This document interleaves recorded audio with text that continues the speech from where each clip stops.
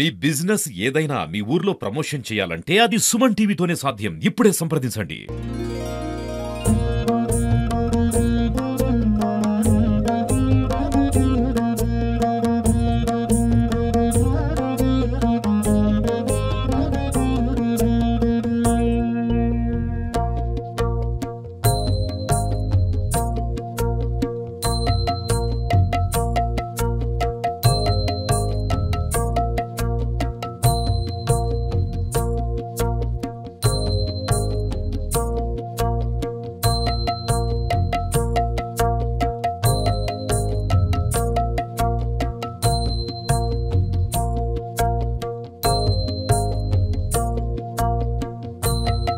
భద్రాచలంలో శ్రీరామనవమి కళ్యాణం ఉత్సవాలు ఘనంగా నిర్వహిస్తున్నారు.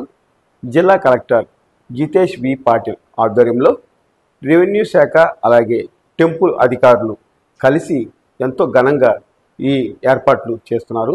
మన దగ్గర ఆర్డీఓ దామోదర్ గారు ఉన్నారు. మరిన్ని విషయాలు తెలుసుకుందాం. సార్ చెప్పండి, ఈ ఏర్పాట్లు ఎలా చేస్తున్నారు? పెళ్లి ఏర్పాట్లు ఈసారి మనం ఈ సంవత్సరం శ్రీరామనవమి మరియు పట్టాభిషేకం సంబంధించి మరి ఇప్పటికే మనకి 2-3 టైమ్స్ మనకి రివ్యూ మీటింగ్స్ జరగడం జరిగింది.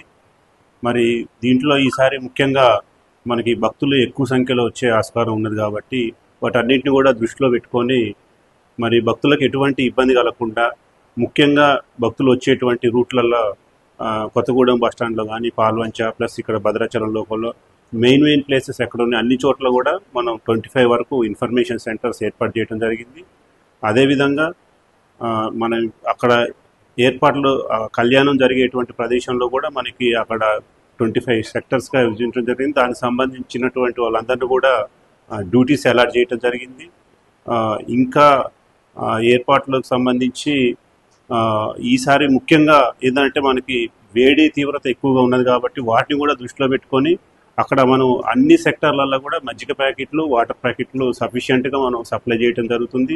అదేవిధంగా మనకు అక్కడ పెండాల్స్ అవన్నీ వేసి ఉండి అక్కడ కూడా మనకి కొంత చల్లదనం ఉండటం కోసం ఈసారి మన జిల్లా కలెక్టర్ గారు ప్రత్యేకంగా చొరవ తీసుకొని అక్కడ మనకి చల్లగా ఉండే విధంగా అక్కడ స్ప్రింక్లర్లు అలాంటివి కూడా ఏర్పాటు చేయడం జరిగింది.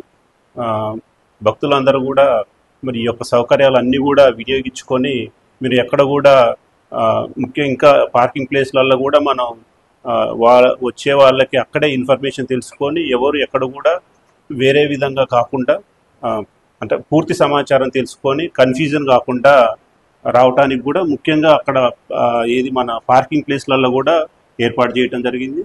కావున భక్తులందరూ కూడా ఈ యొక్క సౌకర్యాలు వినియోగించుకొని ఎవరు కూడా ఎటువంటి ఇబ్బందులు కలగకుండా అదేవిధంగా కళ్యాణం అయిపోయిన తర్వాత కూడా వాళ్ళకి ఇచ్చేటువంటి తలంబ్రాలు కానీ ప్రసాద విషయంలో కూడా ఎక్కువ కౌంటర్స్ గతంలో ఉన్నదానికంటే కూడా గతంలో 40 కౌంటర్లు ఉండేవి. ఈసారి 80 కౌంటర్లు చేసి వాళ్ళకు కూడా తలంబ్రాల విషయంలో కూడా ప్రత్యేక కార్యాచరణ రూపొందించడం జరిగింది. అదేవిధంగా బస్టాండ్లో వెళ్ళేటువంటి బస్సులలో వెళ్ళేటువంటి భక్తులకు కూడా బస్సులలో కూడా వాళ్ళు ప్యాకెట్స్ సప్లై చేయడం జరుగుతుంది. అంటే ప్రధానంగా చెప్పండి సార్, ఇప్పుడు మామూలుగా విఐపీస్ రావాలంటే ముందు రెవెన్యూ శాఖకే ఇన్ఫర్మేషన్ ఉంటుంది. ఇవి ఏమన్నా సీఎం గారు వచ్చే కానీ మినిస్టర్లు ఏమైనా వచ్చే మీకు ఏమన్నా ఇన్ఫర్మేషన్ ఏమైనా ఉందా ఇప్పుడు దాకా? మనకి ఇప్పటి వరకు జరిగినటువంటి రివ్యూలలో మాత్రం మనకి సీఎం గారు వచ్చే అవకాశం ఎక్కువ ఉన్నది. అది మేబీ మనకి ఇంకా షెడ్యూల్ ఇంకా కన్ఫర్మ్ కాలేదు. మేబీ రేపు రావచ్చు అనుకుంటున్నాం. మేము సీఎం గారు వస్తారన్న దృష్టిలో పెట్టుకొని ఇక్కడ అన్ని ఏర్పాట్లు చేయడం జరుగుతుంది.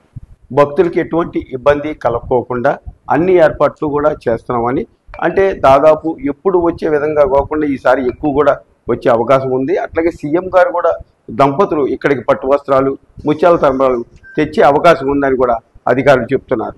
వీడియో జర్నలిస్ట్ బాలసూర్యతో నాగరాజు, సుమన్ టీవీ, భద్రాచలం.